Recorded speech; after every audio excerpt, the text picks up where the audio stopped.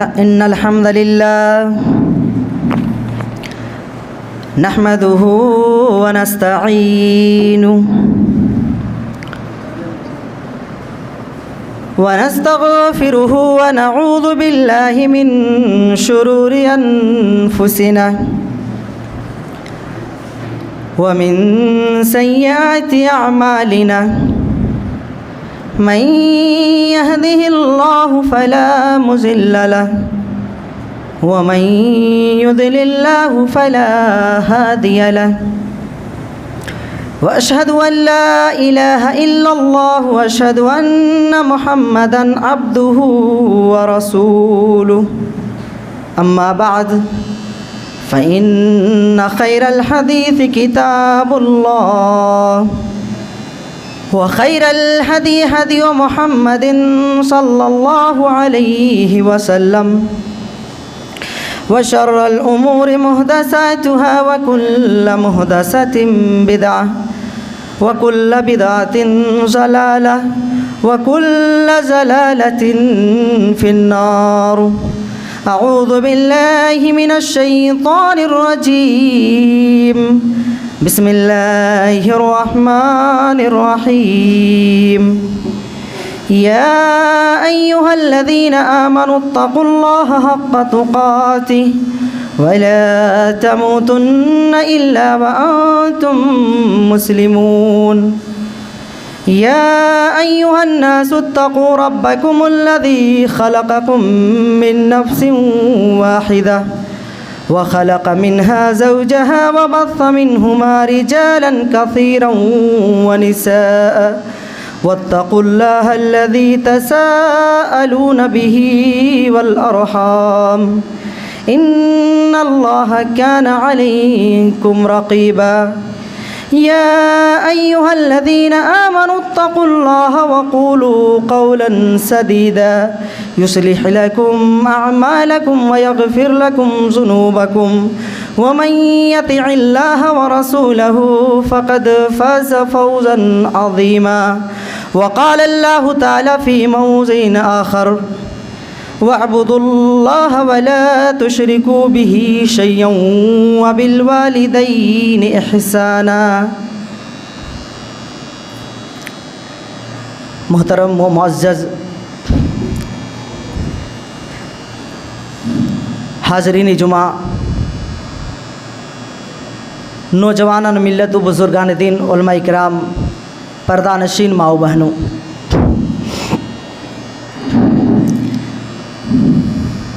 अल्लाह रब्बुल आलमीन का हम पर बेशुमार एहसान व करम है जिसने हमें इस जुमा के अंदर इकट्ठा होने और अपनी इबादत करने की तौफ़ीक़ अता फ़रमाई। अल्लाह रब्बुल आलमीन की मुख्तसर तारीफ़ व तौसीफ़ के बाद दुरूद व सलाम हमारे आखिरी नबी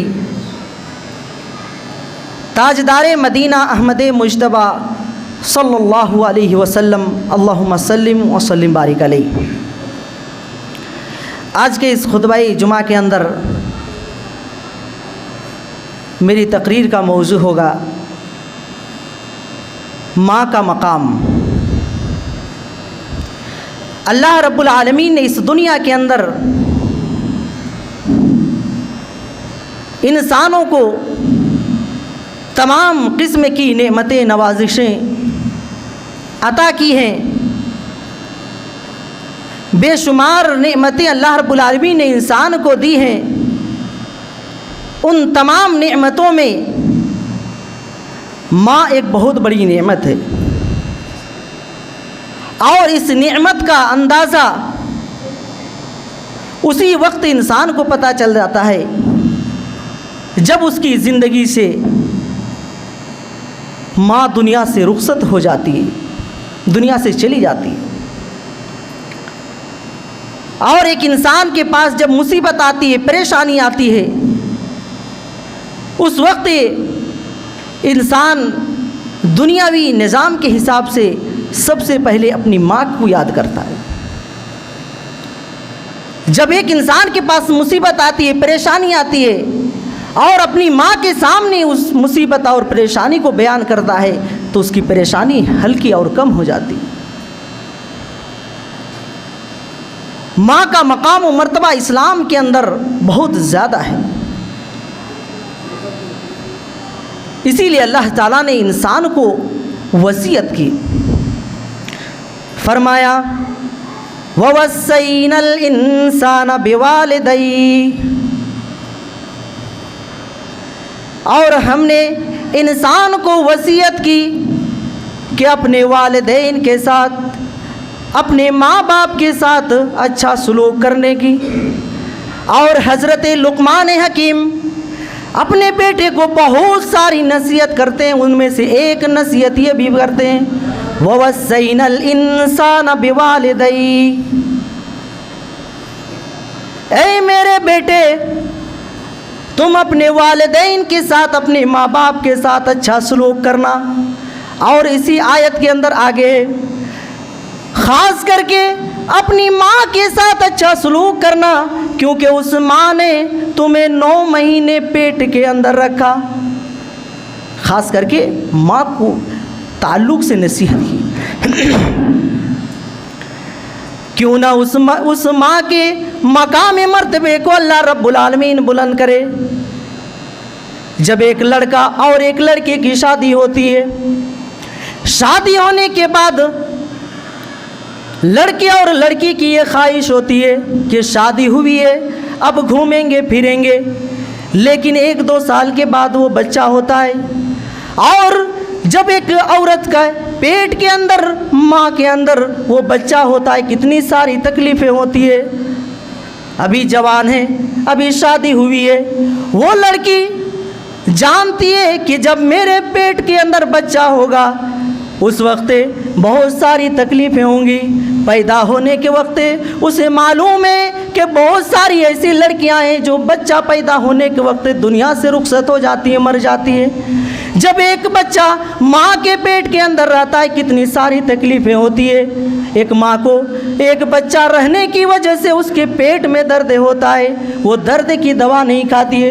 क्यों नहीं खाती है? कहीं ऐसा ना हो कि मेरे बच्चे को तकलीफ़ पहुँच जाए। उसके पैरों में दर्द रहता है और वो दवा नहीं खाती है। क्यों नहीं खाती है? कहीं ऐसा ना हो कि मेरे बेटे को तकलीफ़ पहुँच जाए। इतनी सारी मुसीबतों के बावजूद वो अपने बच्चे को पेट के अंदर रखती है। 9 महीना गुजर जाता है, वो बच्चा पैदा होने का वक्त आता है। वो ऐसा वक्त होता है कि एक माँ को ये तक मालूम नहीं रहता है कि इस बच्चे के पैदा होने के बाद मैं इस दुनिया के अंदर ज़िंदा रहूँगी या नहीं। फिर भी वो बच्चा पैदा करती है। साइंसदान बताते हैं कि जब एक औरत का बच्चा पैदा होता है, उस वक्त के दर्द को इतना ज़्यादा दर्द होता है कि अगर एक इंसान किसी गाड़ी में जा रहा हो, मोटरसाइकिल में जा रहा हो, एक्सीडेंट हो जाए और एक ही साथ 17 से 18 हड्डी टूट जाए, उतना ज़्यादा एक बच्चे के पैदा होने के वक्त होता है। इतना ज़्यादा दर्द सहकर एक माँ अपने बच्चे को पैदा करती। क्यों न अल्लाह रब्बुल आलमीन उस माँ के मकाम मर्तबे को बुलंद करे। वो बच्चा पैदा होने के बाद माँ बाप को यह फिक्र होती है कि अब बच्चे को कहीं मदरसे के अंदर, स्कूलों के अंदर पढ़ाया जाए। अपने बच्चों को मदरसे और स्कूलों के अंदर भेजा जाता है। मदरसे से बेटा फ़ोन करता है, मुझे पैसे की ज़रूरत है। वो बाप जो कई दिन कमाने के बाद पसीने की कमाई को, पैसे को अपने पास रखता है ताकि वो नए कपड़े ख़रीदे और पुराने कपड़े को छोड़ दे। बेटे ने फ़ोन कर दिया कि मुझे पैसे की ज़रूरत है। वो बाप वो सारी मेहनत और मजदूरी करके जो पैसा रखा था ताकि अपने लिए नया कपड़ा ख़रीदे, वो नहीं ख़रीदता है। अपने उस बेटे को पढ़ाने के लिए वो पैसा भेज देता है। वो बेटा माँ को फ़ोन करता है कि मुझे पैसे की ज़रूरत है। वो माँ कई दिनों से, कई महीनों से वो पैसा रख कर के नए कपड़े ख़रीदने के लिए रखती है, उसको भी अपने बेटे को दे देती है। थोड़ा और बड़ा होता है और अब माँ बाप को ये फिक्र होती है कि बच्चा बड़ा हो गया, अब शादी कर दिया जाए। अब आगे सुनिएगा आज हमारे माशरे और समाज की क्या हकीकत है। अब माँ बाप को फिक्र होती है कि बच्चे को शादी कर दिया जाए। लड़की ढूंढते हैं, सारी ज़िंदगी की कमाई, मेहनतों मजदूरी की कमाई वो सारा पैसा बेटे की शादी में लगा देते हैं। बेटे की शादी हो गई, 1 महीने अभी हुए नहीं, वो बेटा जो कल तक उसके माँ बाप उसके लिए अपने माँ बाप के लिए मरने के लिए तैयार था, उसके बाद उसके रंग बदल जाते हैं। वही माँ बाप जिसके लिए कल वो मरने के लिए तैयार था, आज उसकी बातों की कड़वाहट उसे महसूस होने लगती है, उसे झगड़ा होने लगता है। और कुछ दिनों के बाद, गुजर जाने के बाद क्या होता है, हमारे माशरे और समाज के अंदर हम जानते हैं, जिस माँ बाप ने सारी ज़िंदगी सारी जवानी इस बेटे के लिए कुर्बान कर दी, शादी होने के बाद वो नौजवान बदल जाता है। अब वो नौजवान कहता है कि तुम्हारी ज़रूरत नहीं रही, अब तुम जाओ, तुम फला बेटे के पास रहो, तुम फला बेटे के पास रहो, अब हमारे घर में तुम्हारे लिए जगह नहीं है। इसीलिए तो अल्लाह ने कहा ववस्सैनल इंसान बिवालिदैहि, खास करके अपने वालिदैन माँ के बारे में अल्लाह ने नसीहत की। अल्लाह ताला कुरान मजीद के अंदर इरशाद फरमाता है वक़ज़ा रब्बुका अल्ला ताबुदु इल्ला इय्याहु व बिल वालिदैन इहसाना। अल्लाह रब्बुल आलमीन ने यह फैसला कर दिया कि अगर तुम अल्लाह की अगर इबादत करनी होगी तो तुम सिर्फ़ अल्लाह की इबादत करो, व बिल वालिदैन इहसाना, और अपनी इबादत के फ़ौरन बाद कहा कि अपने वालिदैन के साथ, अपने माँ बाप के साथ अच्छा सलूक करो। गौर करने के मकाम कि अल्लाह रब्बुल आलमीन ने अपनी इबादत के बाद, अपनी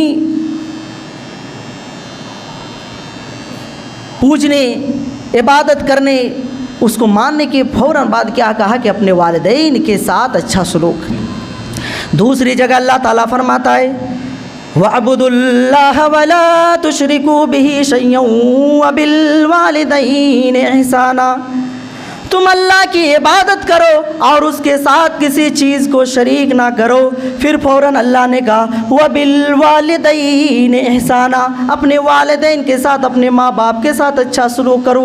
गौर करें, इसी आयत से पता चलता है कि माँ बाप का मकाम व मर्तबा क्या है। आज हमारे माशरे और समाज के अंदर अक्सर व बेशतर देखा जाता है कि हम अपने माँ बाप की कदर नहीं करते। हमारे घरों के अंदर बूढ़े माँ बाप की शक्ल में जन्नत मौजूद है, लेकिन हम ऐसे हैं, इतने गए गुजरे हम इंसान हैं कि हम वो माँ बाप, वो बूढ़े माँ बाप जन्नत की शक्ल में मौजूद हैं, उनको हम अपने घरों से निकालते। अल्लाह रब्बुल आलमीन ने, अल्लाह के नबी सल्लल्लाहु अलैहि वसल्लम ने कितना बड़ा मकाम व मर्तबा दिया। एक साहबी रसूल अल्लाह के नबी सल्लल्लाहु अलैहि वसल्लम के पास आते हैं और पूछते हैं, ऐ अल्लाह के नबी सल्लल्लाहु अलैहि वसल्लम, मैं जिहाद में जाना चाहता हूँ। और जिहाद कितना बड़ा अमल है कि जब एक मुसलमान जिहाद के अंदर जाए, अल्लाह के रास्ते में लड़ने के लिए जाए और वहाँ अगर शहीद हो जाए तो वो उसका बग़ैर हिसाब व किताब के वो जन्नत में चला जाएगा। वो साहबी रसूल जाते हैं, ऐ अल्लाह के नबी सल्लल्लाहु अलैहि वसल्लम, मैं जिहाद में जाना चाहता हूँ। अल्लाह के नबी सल्लल्लाहु अलैहि वसल्लम पूछते हैं, क्या तुम्हारे घर में वालिदैन माँ बाप ज़िंदा हैं? वो साहबी रसूल कहते हैं, हाँ मेरे घर में एक माँ ज़िंदा है। अल्लाह के नबी सल्लल्लाहु अलैहि वसल्लम फरमाते हैं कि जाओ अपनी माँ की खिदमत करो, तुम्हारी माँ के कदमों के नीचे जन्नत है। वो ज़माना जाहिलियत, अल्लाह के नबी सल्लल्लाहु अलैहि वसल्लम के आने से पहले उसी औरत को एक बेटा शादी भी कर लेता था, उन औरतों को जूतियों के नोक पर रखता था। लेकिन अल्लाह के नबी सल्लल्लाहु अलैहि वसल्लम के आने के बाद अल्लाह रब्बुल आलमीन ने वो माँ के मकाम और मर्तबे को इतना ज़्यादा बुलंद किया कि जिस औरत को ज़माना जाहिलियत के अंदर जूतियों के नोक पर रखते थे, अल्लाह रब्बुल आलमीन ने उसी औरत के कदमों के नीचे जन्नत रख दिया। अगर एक मुसलमान अपने माँ बाप की खिदमत करके जन्नत ना जा पाए, जन्नत हासिल ना कर पाए, तो दुनिया के अंदर सबसे बदबख्त और बदनसीब इंसान वही होगा। तो हमें चाहिए कि हमारे घरों के अंदर जो बूढ़े माँ बाप मौजूद हैं, जिन्हें हम मुसीबत परेशानी समझकर घर से निकाल देते हैं, वो बूढ़े माँ बाप हमारे लिए जन्नत भी हो सकते हैं और जहन्नम भी हो सकते हैं। और माँ के मकाम व मर्तबे के लिए एक हदीस सुनिए।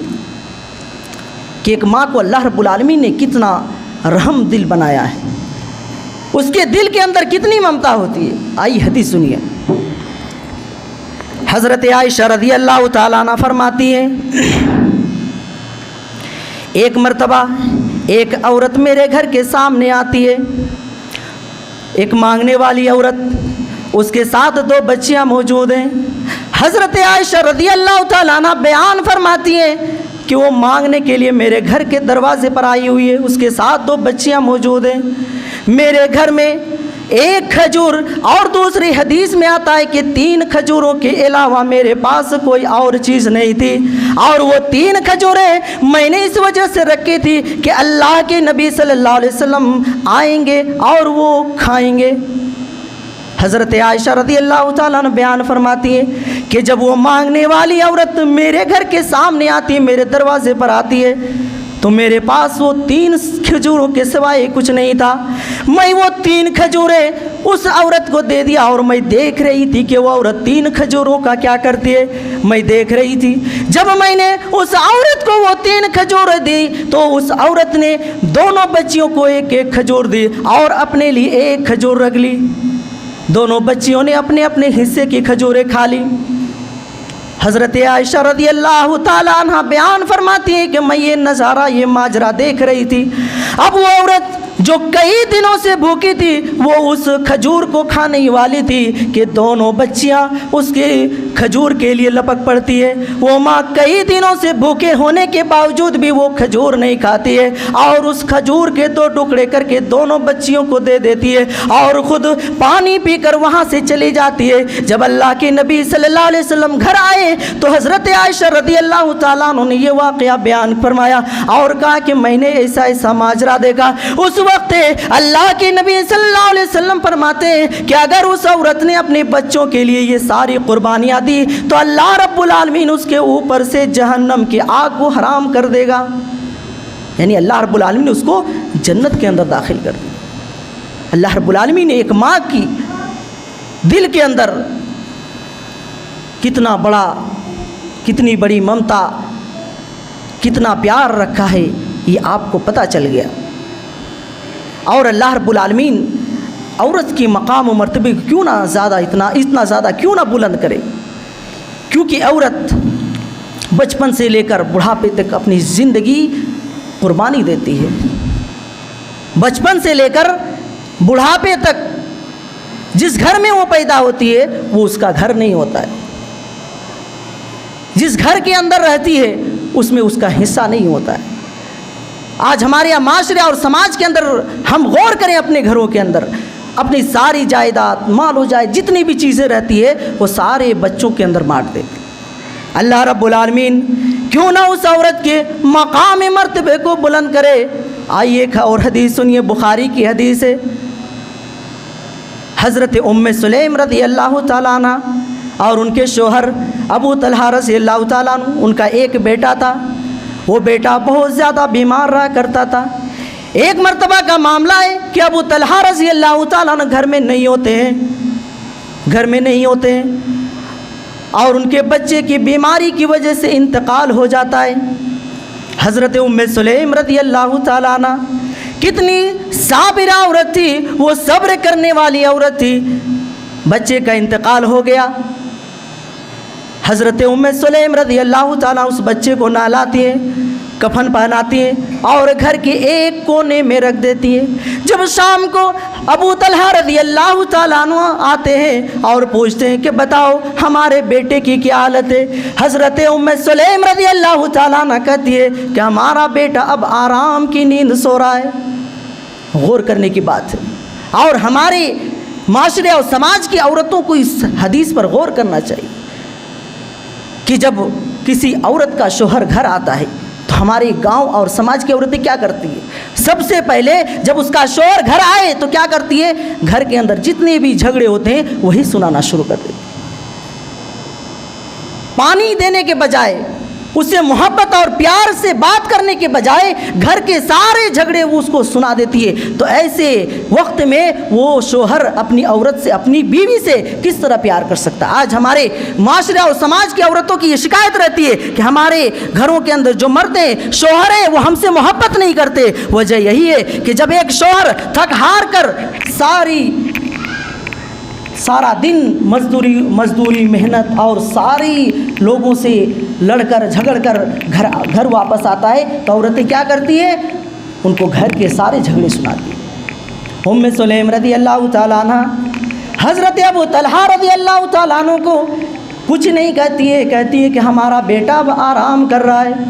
हज़रत अबू तलहा वो उसी तरह खाना खाते हैं, रात को सोते हैं, और जब सुबह होती है तो हज़रत उम्मे सुलैम रज़ी अल्लाह ताला अन्हा कहती है कि अल्लाह रब्बुल आलमीन ने हमें जो नेमत दी थी वो अल्लाह ने वापस कर ली है। यानी हमारा जो बेटा था वो उस दुनिया के अंदर नहीं है, वो इंतकाल हो गया है। हज़रत अबू तलहा रज़ी अल्लाह ताला अन्हु इन्ना लिल्लाहि व इन्ना इलैहि राजिऊन पढ़ते हैं और अल्लाह के नबी सल्लल्लाहु अलैहि वसल्लम को बताते हैं। और सहाबा किराम बयान फरमाते हैं कि उस वक्त अल्लाह के नबी सल्लल्लाहु अलैहि वसल्लम ने हज़रत अबू तलहा रज़ी अल्लाह ताला अन्हु को दुआ दी, और उस दुआ का नतीजा ये हुआ कि हज़रत अबू तलहा और उम्मे सुलैम से 12 लड़के पैदा हुए, और उस 12 के 12 आलिम दीन पैदा हुए, हाफिज़ कुरान पैदा हुए। तो अल्लाह रब्बुल आलमीन ने इसी वजह से औरत के मकाम और मर्तबे को बहुत ज़्यादा बुलंद किया। और हमारे वालिदैन, हमारी माओं को एक और चीज़ करनी चाहिए। जब हम अल्लाह के सामने सजदा करें, रुकू करें, किसी भी हालत में अल्लाह से दुआ करें, अपने औलाद के बारे में दुआ करें, अल्लाह से औलाद मांगे तो नेक औलाद की दुआ करें। और नेक औलाद की दुआ करना क्यों ज़रूरी है? आपने क़ुरबानी के मौसम में हज़रत इब्राहीम अलैहिस्सलाम का वाक़या सुना होगा। इब्राहीम अलैहिस्सलाम की उम्र 84 साल हो जाती है, औलाद नहीं है, लेकिन वो अल्लाह से 84 साल की उम्र में क्या दुआ कर रहे हैं? रब्बि हबली मिनस सालिहीन, ऐ अल्लाह रब्बुल आलमीन मुझे नेक औलाद अता फरमा। आज हमारे माशरे और समाज के अंदर बहुत सारे लोग ऐसे मौजूद हैं, बहुत सारी माएँ ऐसी मौजूद हैं, 2 साल 4 साल अगर बच्चे नहीं होते तो वो मज़ारों पर जाती है, अल्लाह से दुआएं करती है कि अल्लाह रब्बुल आलमीन लेढ़ा लूल्हा बदबख्त बदमाश जैसा भी लड़का हो, जैसी भी लड़की हो, हमें दे दे। ये दुआ नहीं करनी चाहिए। 84 साल की उम्र में क्या दुआ करते हैं? रब्बि हबली मिनस सालिहीन, ऐ अल्लाह रब्बुल आलमीन मुझे नेक औलाद अता फरमा। और अल्लाह रब्बुल आलमीन क्या ही बेहतरीन बेटा आता है। हज़रत इस्माईल अलैहिस्सलाम पैदा होते हैं, जब बड़े हो जाते हैं हज़रत इब्राहीम अलैहिस्सलाम ने अपने बच्चे की कैसी तरबियत की थी कि जब ख्वाब देखते हैं, अपने बेटे से ख्वाब बयान कर रहे हैं, ऐ मेरे बेटे मैंने ख्वाब देखा है कि मैं तुमको ज़बह कर रहा हूँ। गौर करें, आज हमारे माशरे और समाज की हकीकत है कि जब हम अपने बेटे को 1 गिलास पानी लाने के लिए बोलते हैं, वो बेटा 1 गिलास पानी लाने को तैयार नहीं। लेकिन इब्राहीम अलैहिस्सलाम ने वो अपने बेटे को कैसी तरबियत की थी कि कहते हैं, ऐ मेरे बेटे मैंने ख्वाब देखा है कि मैं तुमको ज़बह कर रहा हूँ। और वो बेटा भी कितना फर्मा बरदार, कहता है या अबति फ़अल मा तुमर सतजिदुनी इंशाअल्लाहु मिनस साबिरीन, ऐ मेरे बाप वो काम कर गुजरिए जिसका अल्लाह रब्बुल आलमीन ने आपको हुक्म दिया है, इंशाअल्लाह आप मुझे सब्र करने वालों में से पाएंगे। तो हमें चाहिए कि हम ऐसी तरबियत करें, और जब अल्लाह से दुआ करें कि अल्लाह रब्बुल आलमीन मुझे औलाद दे, तो नेक औलाद की दुआ करें।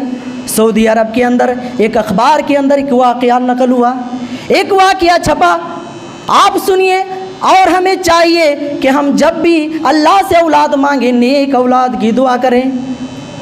खाना काबा के अंदर एक पुलिस वाला एक वाक़या बयान फरमाता है, बयान करता है कि एक शख्स एक मर्तबा खाना काबा के सामने आकर अल्लाह से दुआ कर रहा था, ऐ अल्लाह रब्बुल आलमीन मेरी शादी को 20 साल हो गए, औलाद नहीं है, मुझे औलाद दे दे। वो शख्स रो रो कर गिड़गिड़ा कर दुआएं कर रहा था।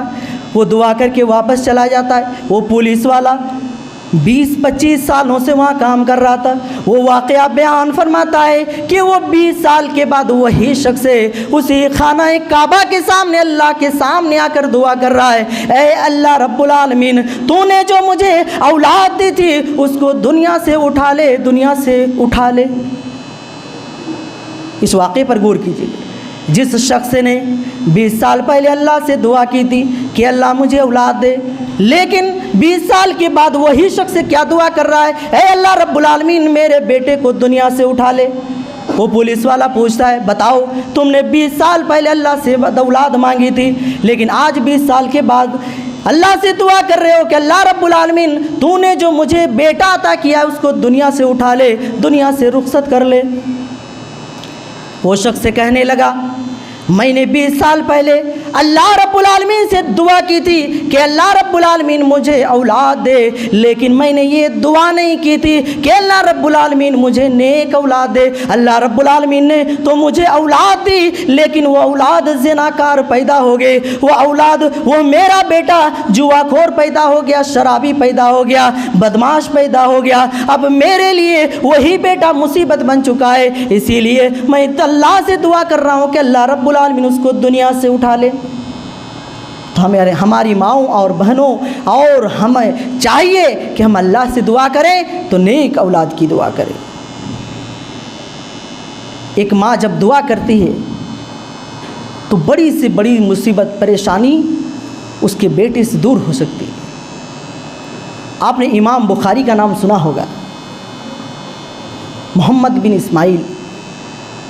कुरान मजीद के बाद इस दुनिया के अंदर सबसे सही किताब है तो वो बुखारी शरीफ है।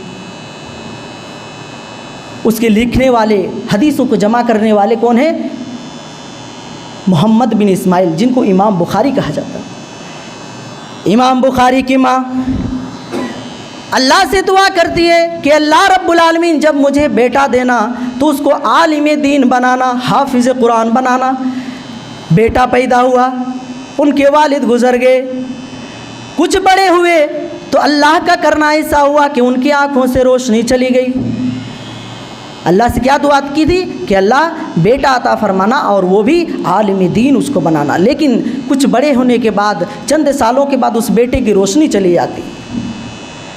इमाम बुखारी की माँ रात के अंधेरे में अल्लाह रब्बुल आलमीन के सजदे में गिरकर, रुकू में गिरकर अल्लाह से रो रो कर दुआएं कर रही है, ऐ अल्लाह रब्बुल आलमीन तूने जो मुझे बेटा अता फरमाया था, मैंने दुआ की थी कि मेरा बेटा आलिम दीन बन जाए, हाफिज़ कुरान बन जाए, लेकिन उसकी आंखों से रोशनी चली गई है। अब मेरा बेटा हाफिज़ कुरान आलिम दीन कैसे बनेगा?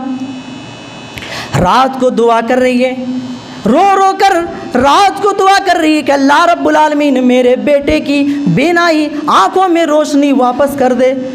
माँ ने दुआ की, अल्लाह रब्बुल आलमीन ने कबूल कर ली। रात को वो ख्वाब देखती है, एक नेक आदमी आता है कि अल्लाह रब्बुल आलमीन ने तुम्हारे बेटे की आंखों से रोशनी वापस कर दी है, तुम्हारे बेटे की आंखों में रोशनी वापस कर दी है। और एक रिवायत में आता है कि वो हज़रत इब्राहीम अलैहिस्सलाम ख्वाब में आते हैं कि ऐ नेक औरत, अल्लाह रब्बुल आलमीन ने तुम्हारे बेटे के आंखों के अंदर रोशनी दे दी है।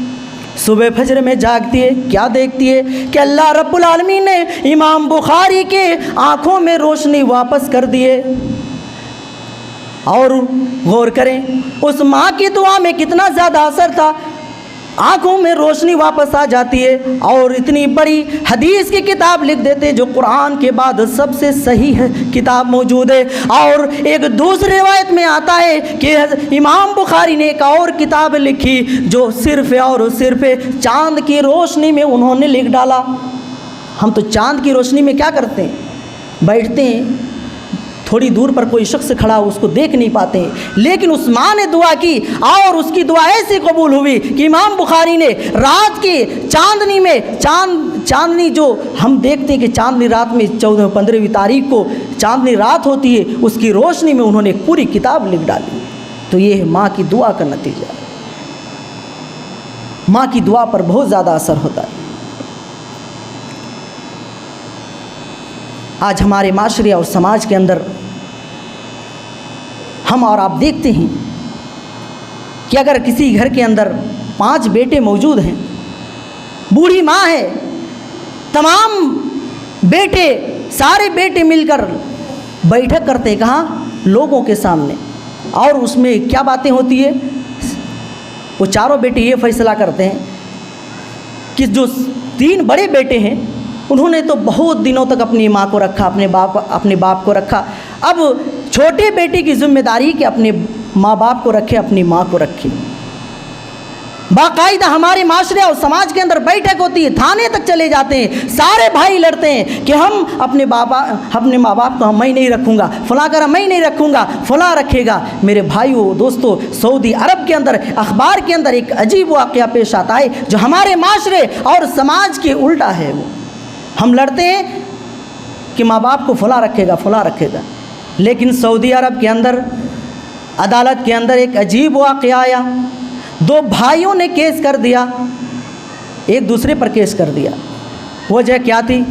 छोटे भाई ने केस किया बड़े भाई पर। वो छोटा भाई अदालत के अंदर जज से ये कह रहा है, ए जज, मेरा बड़ा भाई जिसने मेरी माँ को 20 साल तक रखा, क्या वो अकेला मेरी माँ की खिदमत करके जन्नत में चला जाएगा? जबकि मेरे पास मेरी माँ नहीं मौजूद नहीं है, वो अकेला जन्नत के अंदर चला जाएगा और मैं जन्नत से महरूम रह जाऊँगा। गौर करें, अदालत के अंदर क्या फैसला आता है, क्या मामला आता है कि एक बेटे ने केस कर दिया बड़े भाई पर। क्यों? कि वो मेरी माँ को रख रहा है और वो अकेला जन्नत के अंदर चला जाए। जज ने फैसला कर दिया कि 1 महीने एक बेटा अपनी माँ को अपने पास रखेगा, दूसरा बेटा 1 महीने तक अपनी माँ को अपने पास रखेगा। लेकिन आज हमारे माशरे और समाज के अंदर बिल्कुल इसका उल्टा हो रहा है।